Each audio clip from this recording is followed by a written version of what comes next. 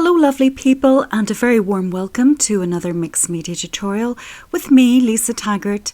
This one's called Woodland Wonders, and I'm very fortunate to have the new release stamps to create a magical scene. We're using the fabulous Dinkles, gel pens, pastel pencils, and we're going on a creative adventure. So if you want to join me, let's look at the materials first of all. First up is the Hot-Pressed Watercolour card, which is great for stamping.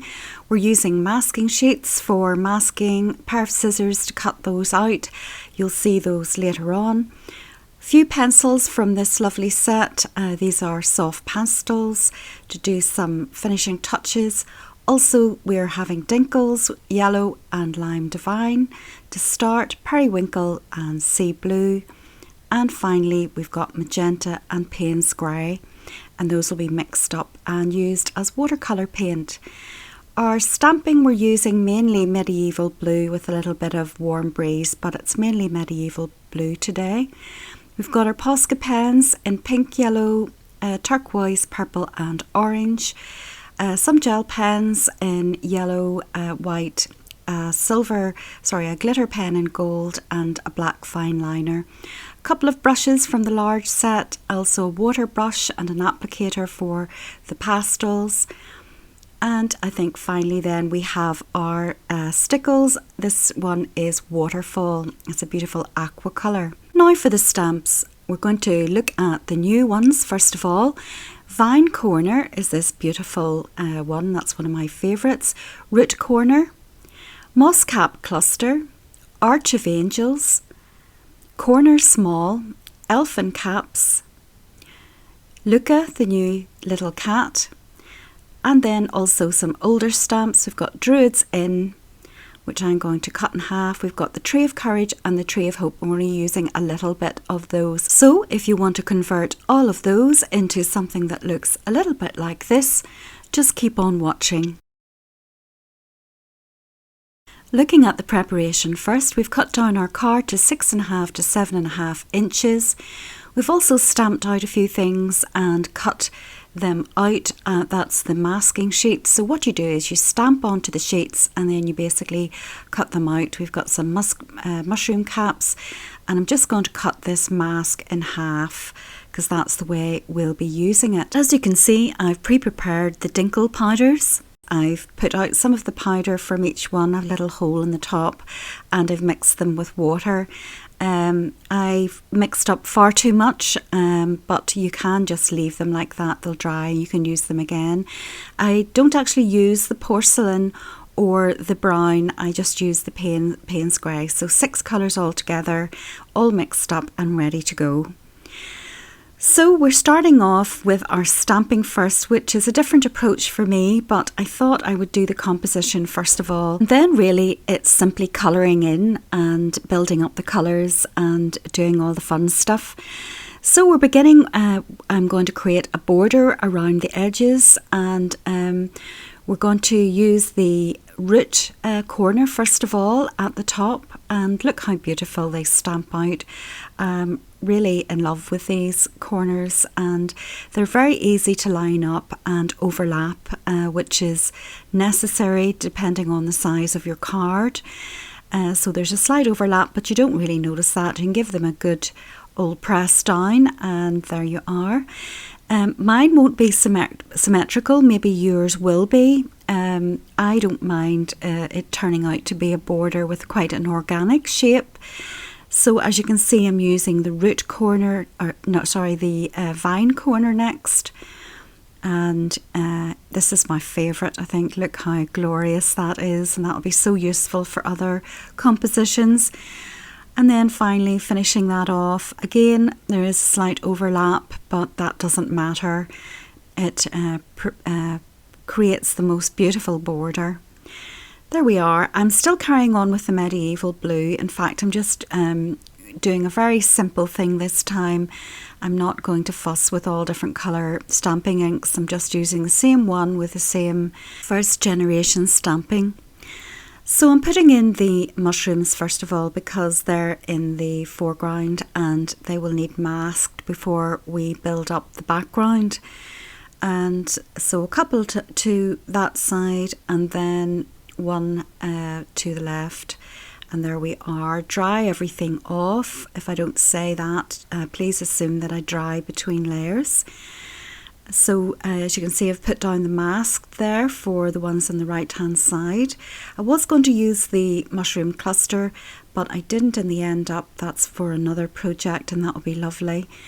Now I'm trying to centre this beautiful door arch stamp. This one will be very useful as well for future projects. So as in the centre, try to keep it straight, not sure that mine is, and dry off. And now taking the mask and covering that up, and we'll carry on with the rest of the stamping. I've got the Druid Inks stamp, and I'm going to stamp just or ink up the side of this first of all, down the right hand side, and wiping off the little mushrooms at the bottom, lining that up towards the side of the door and giving a good press, hoping for the best as usual, seeing what we're going to get. And there we are. Forgot to put the mask on for this, or maybe it came off, but that's it, back on again. And carrying on then, inking up the other side of the stamp and wiping away the little mushrooms at the bottom, and trying to line it up so you get sort of basically the side of the trunk of the tree on each side. And then at the top, I think off camera, I just put a few lines with a fine liner just to create the impression of a full tree. Now I've masked the sides off, and I'm taking this beautiful stamp. This is the moss cup cluster. And again, this is a gorgeous stamp, and these will just be in the background, I think. And just doing them at different heights, just varying them so it's not too symmetrical. We want the stamping to look a bit more random. And then I'm taking, I think this is the Tree of Courage or the Tree of Hope, can't remember. And really this is a filler at this stage. I'm just looking for some branches and trunk in the background. It's not going to be very visible, but it's just, as I say, a little filler. And I've used it several times just to fill up the space. There we go. And now we've got the one that goes the other direction, just removing the little mask so that the branches go over the top of the tree. Again, in the end up, I don't think you see too many of them, but it's there. We know it's there. And there we are. That's the background complete. Just one final thing then to do is put some stamping in the foreground just to finish off the whole composition. So I'm putting down the mask again for this, and this time we're stamping up the little mushrooms in the front of the tree, and we're going to use those just to build up the scene at the front.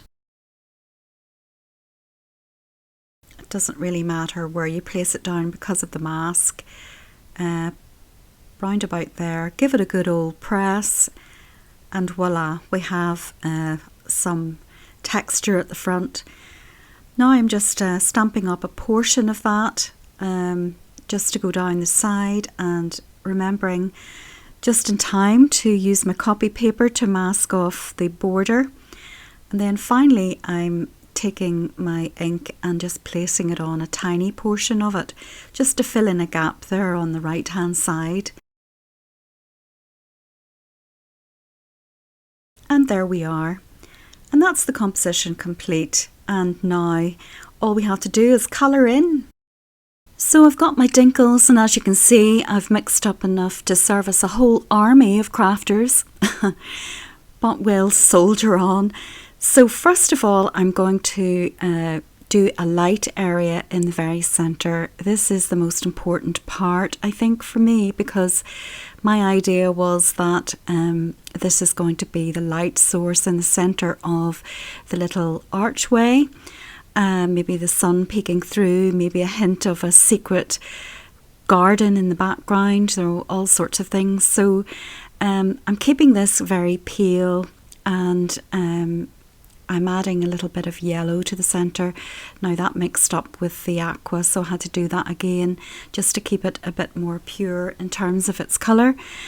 And dabbing off at the side, you can see I've got a kitchen towel just to make sure there's not too much pigment on the brush, and where I think it's too strong, I'll just use the water and blend it in. And as you can see, it's tiny amounts that I'm using, and I'm not at this stage anyway, I'm not being too heavy-handed. Later on maybe I can be accused of that, but not at this stage, because I want to just make sure that this is done very lightly, nice and bright, nice and pure. So at this stage I'm thinking also there's a hint of a little garden or a background, and I'm just darkening up the edges. In the end up, because of the additional stamping that I decide to do, you don't see much of this, but it's there anyway, and a little practice run for maybe a future project where I'm certainly going to do a little garden, a tiny garden scene peeking through. But on this occasion it's just to make it light and just give it a little bit of interest. Now I'm moving on to the stonework of the arch, and what I'm doing is I'm using the same colours to reflect. So first of all the aqua, and then I'll use the yellow as well. So it changes all the time, sort of working intuitively, and I'm a bit of an experimenter and I like to see what will happen, and I'm reflecting the yellow at the moment. But as I move into the picture, I'm thinking that I want exciting colours, and not just stone colours, but all sorts of magical combinations. And my head is telling me go magenta at this stage. So I do that, and I just put down, see what happens, see how it looks. But I do stress at this stage it's very much an underlayer. It's building things up, it's seeing what the light looks like, what the sort of feel of the picture is, darkening the bits that need darkening. I'm moving on to the purple colour now, and I think I've decided at this stage to give a base coat of the lilac-y purple colour to the tree as the undertone for the tree. And so I do that, and I'm also thinking and wondering in my head, well, would the light extend beyond in the background, beyond the side of the large tree? So I think the next thing I do is I go to the aqua colour again, and that's it now. And one thing I've realised about the Dinkles, and which is a handy thing to know, is that they're beautiful in their pure colour states for sure, but it's especially when you're using this watercolour card, which I can tell you takes a lot of punishment, particularly for me, and still holds up to it. What you can do with the Dinkles is that you can mix the colours on the card, and this is what I end up doing really in this painting. I'm building up the colours, and each time you put down a new colour you'll see that it mixes with the colour below, and it gives you something different. And it's quite exciting to use the Dinkles like watercolours and to build them up actually on the card. Now I've got the aqua colour in the background, as you can see, and I think in my head at the moment I'm thinking that's probably too light and it will change. So I've taken the yellow, and as I said, what will happen is the yellow will mix with the aqua and it'll turn a green colour. And so I'm playing about to see what happens. I'm not sure that I liked the brightness of this particular green, and I'm just placing it down anyway. And what I'm doing is gradually building it up. And I'm also thinking that I'll bring the borders into play by graduating the colours out, similar colours that are on the tree, and reflecting those on the border. But I also think that there needs to be a darkness around the start of the border, and building up the colours gradually, moving out to the sides, to the actual corners. So it's really experimental. The Dinkles are mixed up with a lot of water, so they're not they're quite diluted. They're not very strong, and that assists with the building of the colours on the card, I think. Now I'm taking the purple for the edges and seeing how it looks, and you know, you could really do a very sort of rainbow colour picture, and you know, keep to the paler tones and make it quite magical, etc. But for me, I'm all about contrast and colour, and at this stage I'm thinking this needs to be built up and it needs to be darker so that the light source in the centre really shines through. So I keep on with my layers, as you can see, building those up. And now I'm taking the Payne's Grey and I'm mixing it with some of the other colours, and I'm really starting to darken up the edges of the picture. And I'm thinking that the light at the sides of the tree isn't really working for me because it's competing with the light in the centre. And so the Payne's Grey, and it really is a very light layer over the top, mixed with, I think, some of the green colour. I'm adding that just to emphasise where the shadows might be on the tree. And a wee while I'm going to use a similar mix on my brush to darken down the sides of the picture where the mushrooms are stamped, because I do feel that that's competing. There we are, I'm starting doing that now. That's competing with the centre of the picture. And for the light source to pop, you really do need to darken the edges. Now I just continue to do that, and all the while the colours are mixing on the card. And I can't stress enough how wonderful this watercolour card is, because it takes several layers of the Dinkles and fine pigment, and it still takes it from me, you know. So, you know, it is good to dry between layers if you can, but very often I get carried away and I forget to dry and I just load it on top. But you, of course, can show some restraint, and I do recommend that you stop and take a breath, unlike me, and use your heat tool just to dry it off and see where you are with it. It looks very dark on camera at the moment, but you'll see in a wee while that when it is actually dry, it does dry considerably paler, so don't panic.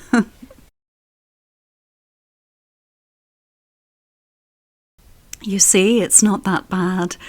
So panic over. Next up, what I decided to do was take the centre out of the mask and take this Warm Breeze and the little corner and pop it up on the top. I was thinking of doing it at the bottom where the step is, and that would have looked nice as well. But by this stage, I decided that I was going to put the cat on the steps. So that's really pretty. I unfortunately end up removing that to an extent because I put in orbs later, which is a shame, and I sort of regret that in a bit, but that's all to come. But it is a lovely little feature, and as you can see now, I'm stamping out Luca, the lovely new cat, and putting her or him on the step. And oh, you can see off camera, I started to fill in the little dots of the stamp. So they're still peeking through the little black dots. So I've picked them up. I've also taken my orange Posca pen and filled in some of the little bits around the edges and popped in some yellow highlights here and there. But you can see what a difference it starts to come to life when you take your gel pens and pastel pencils and bring out what has been lost by the saturation of the Dinkles in the background. So don't panic, you know, when it looks dull and maybe a little bit too dark, which I must admit I was doing to a certain extent, thinking, oh, what have I done? It always can be rescued. Never put anything in the bin. That's my motto. Because with mixed media, the beauty of it is that you do get second chances because you can bring to life what was lost using a different medium. And that's what I'm starting to do now. I did that to a certain extent. You can see at the top where the little yellow dots have been placed, and it has made an awful difference. And now I'm taking my favourite Posca pen, which is the aqua minty colour, and thinking about reflections coming from the centre and adding in some dots and highlights and picking up the roots of the trees and whatever pops into my head, really, just to see how it looks. And if it doesn't work, you can always dull it down or cover it up. So just roll with it. Do what you fancy. Do what you think looks right and what gives you joy. I'm also thinking at this stage, this would be a great picture for Halloween in many ways. You could add a few pumpkins at the front, and we've got the witch's cat, and my goodness, you could really Halloween this up. So particularly with the colours as well. So that would be an idea for the future. If somebody reminds me, I might do a Halloween version because that could be quite spooky. So as you can see, I'm moving on now to the pale pink gel pen, which is another one of my favourites, and using that then to do roots and little dots and just whatever little light touches I think are needed. And in a little minute I'm also going to take my yellow and do the same and really just mix them all together and see how it looks. And if it's too bright, I can mix it with, I think later on I use a water brush just to blend the Posca pen. And if you catch it on time, although it's acrylic paint in the pen, you can, it is water soluble and you can blend Posca pens. So I think I do that next. Yes, there it is. And just make sure that it's not too bright and it's blended in, and there you have it.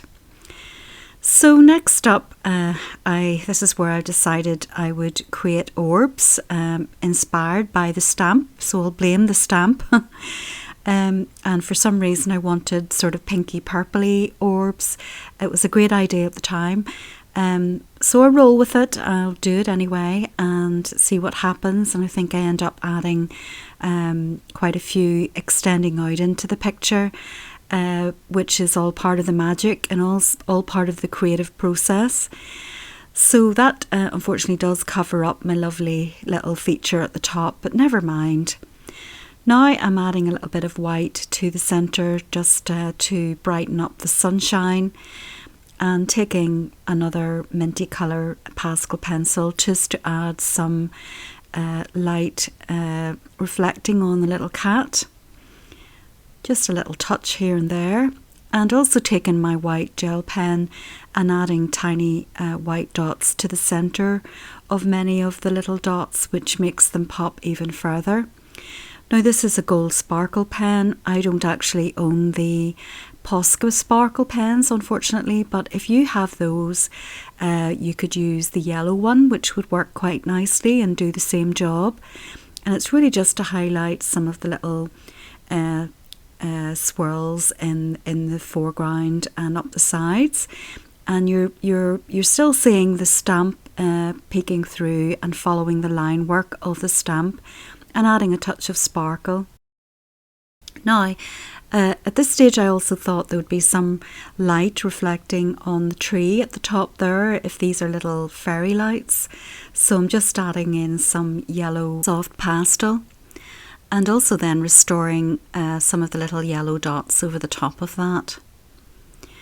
So it's just a question of enjoying yourself really at this stage and seeing what you'd like to add. Now there we are. I've extended out the orbs, and I decided that I wanted the little dots on the mushrooms to be darker, so I'm just adding purple Posca pen, as you can see, and I think that brought the detail of the little mushroom stamps out, and I was a bit happier with that.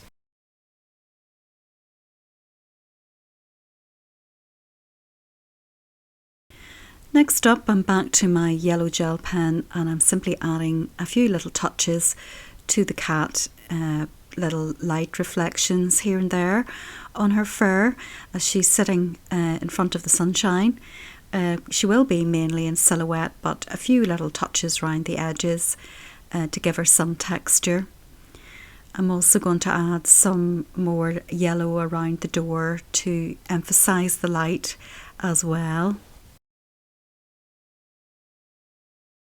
You can see too that I've added some of the gold sparkle to the branches of the tree at the top there, just to bring them out a little bit more. And I've also taken a black fine liner and added some shadow to the edge of the door and along the sides of the trees, just to give them more depth. So it's mounted up onto aqua card and black, although the lights don't show the colour very well. But this is waterfall stickles, and it is an aqua colour as well. And this is the final touch, you'll be glad to know. And just adding where you think the light is touching the picture and little dots here and there. Just to add some extra sparkle.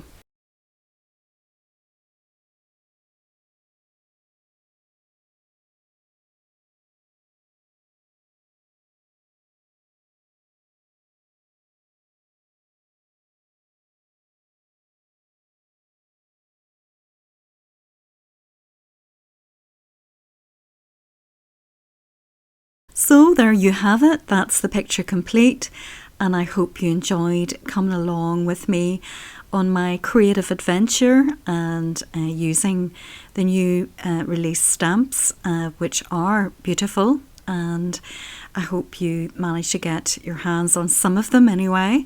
And I hope too that you will have a go at a similar picture yourselves. I do so enjoy seeing what you create, and you're all amazing. Thank you so much for joining me today, and I hope of course you take very good care of yourselves until next time. But above all, get creating, be brave and enjoy the adventure.